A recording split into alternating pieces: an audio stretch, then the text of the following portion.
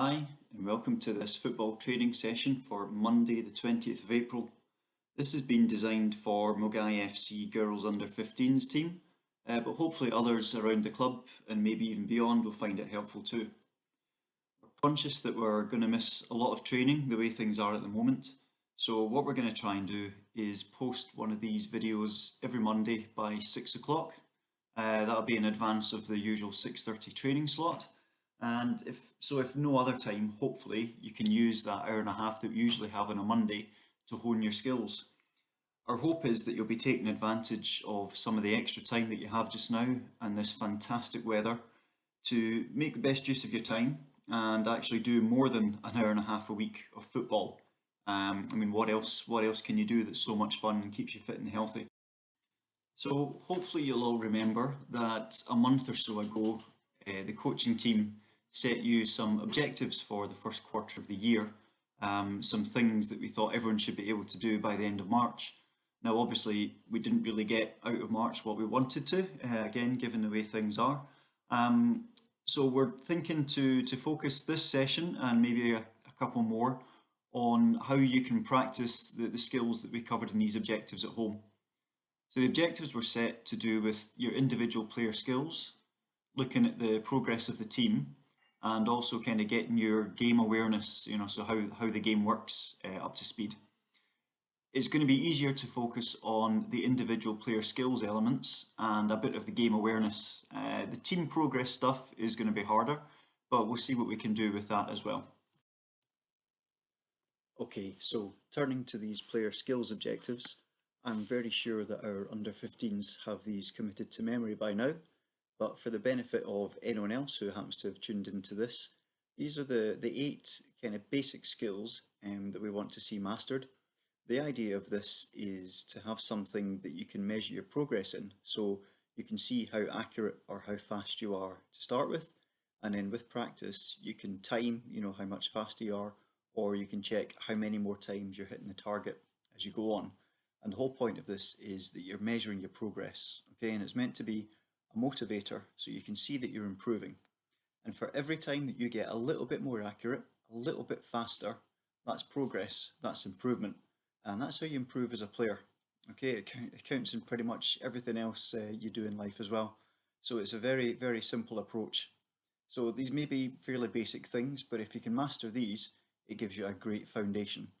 So let's see how many of these we can get through in tonight's session. So let's get into it. Hi again. So objectives 1 and 2 were to do with passing the ball for 10 metres and being able to control the ball and get a pass away with less than 3 touches. So here's a wee idea, maybe you can try and combine the two a little bit. I've shortened the distance for the passing to have started with 3 metres. My suggestion would be start relatively small, get comfortable with hitting your target, and then you can increase the distance once you're happy. So maybe start with 3 metres, which is 3 very big steps. You can increase it to 4 metres, 5 metres, see how you get on. Also depends how much space you've got, which is something I'm working with as well. And we said last week that don't worry too much about what you're hitting, if it's a wall or a fence. You'll see behind me, what I've done is I've put a little target on the fence there so I know exactly what I'm aiming for. It's no good just aiming for the entire fence because that would be a bit of a big target. So give yourself something that you can aim at, put a stone there, put anything in the way. And like I said, start off small and then increase your distance when you're comfortable. So we'll start off with the passing.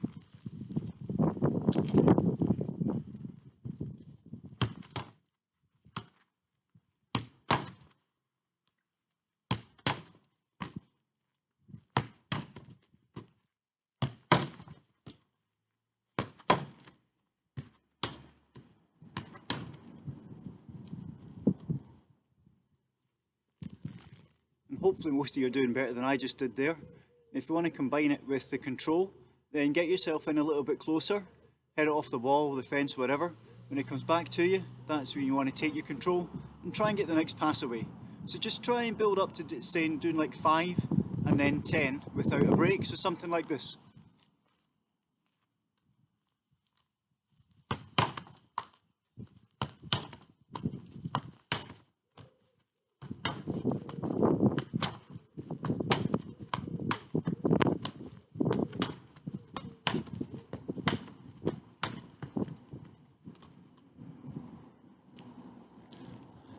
So it's really just about getting your brain and your feet working together.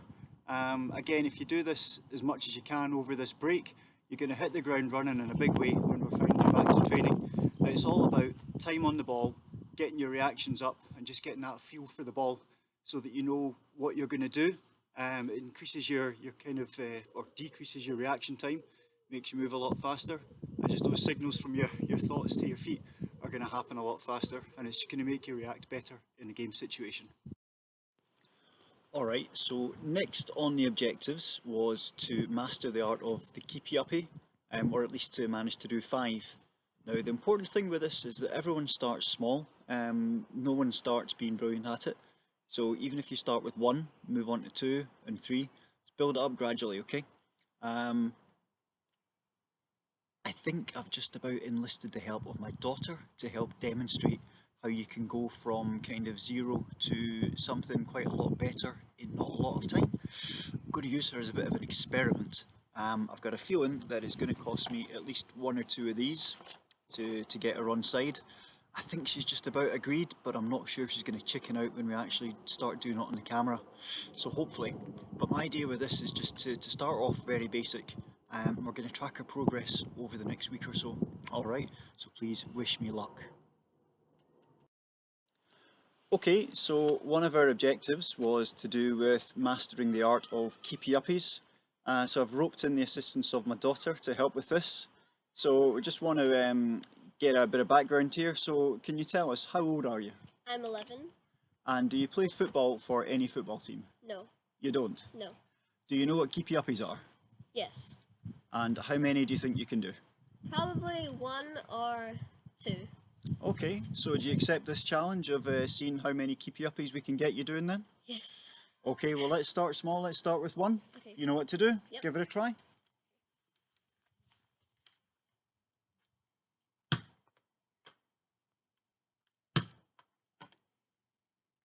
That's it, so the first thing to do is, if you're just bouncing it and then going to kick it, then the main thing is, yeah, you want to hold your hands out a wee distance in front of you so that the ball's dropping not too close to your feet.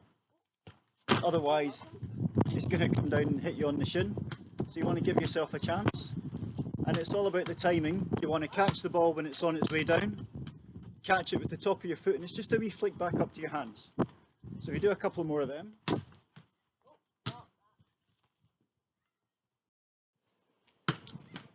That's great, that was very good. Alright, now this time, if you can do 1, try and let it bounce and then try and do another one after the bounce.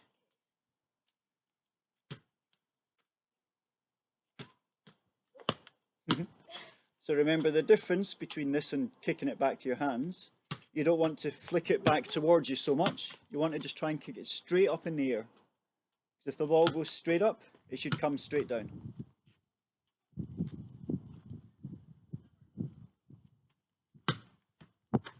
That was a good one for flicking to your hands.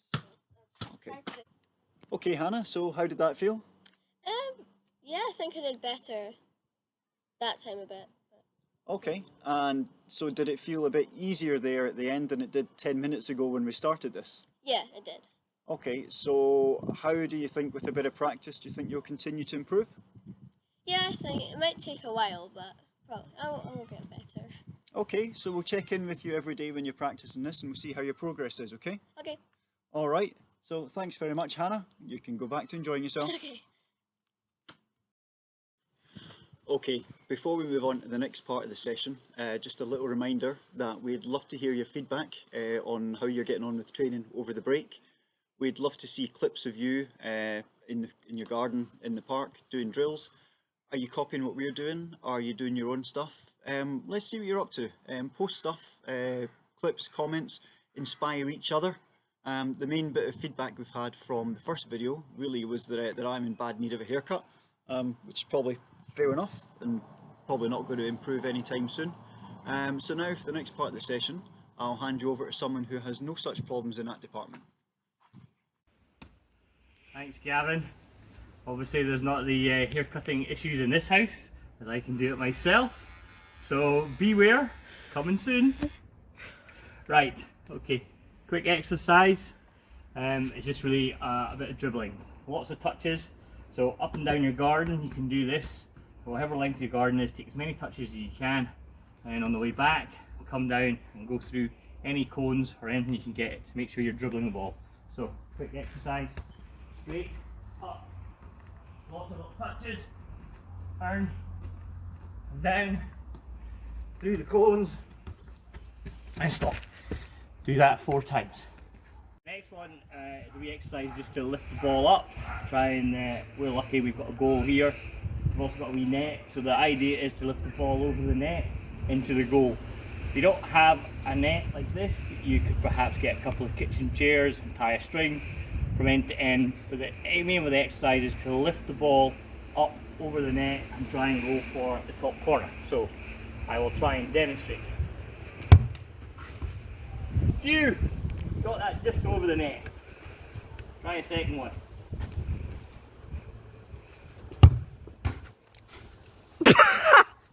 Yay!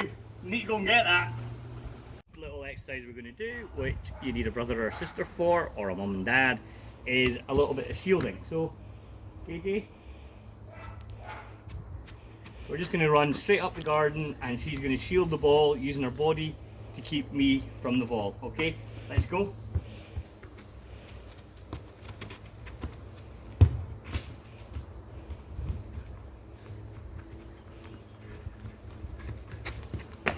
Okay, you're just trying to make sure you've got control over the ball and that your opponent can't take it off you. Right. Okay, final exercise is a control and turn and shooting exercise. So KJ will demonstrate. Got it! Thanks very much to Martin and to KJ there for putting us all through our paces. And it just shows you if there's anything more satisfying than whacking the ball off the bar, it's seeing someone else whack the ball off the bar and into a hedge. Lovely stuff, guys. So now it's time to have a look at the training videos that have been sent in. Let's see what you guys have been up to. It goes on and on and on. Remind me of everything tonight. Yes, I'm in the zone. Dreaming about the things that we could be. You already know. That's what kill me when I'm in the spot. Don't believe it, just watch. Oh, is it too late now to say I need a one dance? And then we start to dance and I'm singing like, oh, I want something just like that. Might be over now, but I feel it still. Excellent stuff there. It's always great to see you running around and getting the ball, knocking it about in the park. So big thanks to all the contributions. Massive thanks to Martin and KJ for their back garden skills. And I'm just going to leave you in a minute, but we'll do a little wrap up. Alright folks, well thanks very much for tuning in. Like I said, we're going to do one of these every week, as long as we get a bit of feedback telling us that it's useful. If it's not useful, then we don't need to bother. So if you are using these, then please let us know somehow, send us an email, get in touch on here. We do need to know if what we're doing is helpful, or if there's other things that you would find more useful. Main thing is, get some time on the ball, get out in the garden, get running around, keep your fitness up, develop those skills. There's honestly nothing can beat just time on the ball. Okay, get your feet and your brain working together, get your reaction times down. Get used to that ball coming back to you off the wall, control it, get it back, get your passes. The amount of time most of us have spent as kids kicking a ball against the wall, you'd be surprised at how much it can really bring on your touch. So please keep doing it. Use your garden for dribbling, get the passing, get the shooting, rope in your brothers and sisters, get your parents involved. The more you can get them moving about, you'll be doing them a favour, trust me. Okay, so please just send in your clips, let us know your comments, and we will be back with you next week. Alright, bye for now guys.